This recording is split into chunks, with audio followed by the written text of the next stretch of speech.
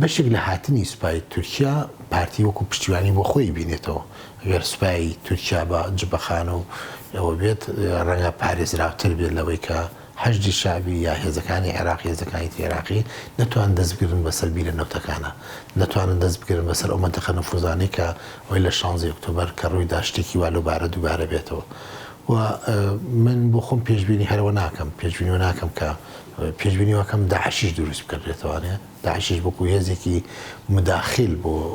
مشاغەلەکردنی یا بۆ سەرقاڵکردنی هێزەکانی عێراقی بێنەوە مەنتیقانەکە تورکیا ڕۆڵی هەیە لەم جوڵەی پێکردنی هێزەکانی داعشوانە و جگەل لەوە پارتی دموکراتی کوردستان جۆرێک لە نیگەرانی بۆ دروست بووە ئەو هێزانی کە کۆی کردوێتەوە لە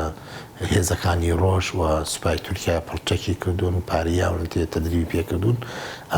ئەم هێزانە لە ڕۆژاوا جیان نەبووتەوە و بوونێتە بارێک بەسەر موچەشتی لەسەر حکوومەتی هەرێمەوە حکوومەتی بڵین پارتی دموکراتی کوردستان حکوومەتی عێراق ئاوێت جۆرێکیش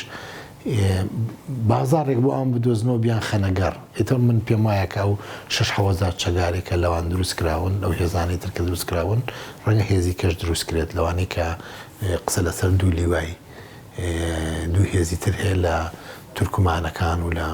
منتقی مۆسوڵ و لە سوننەکان وانە ئەمانش بکەنە بەشێک لە ئەم ماکینەی ئەم شەڕە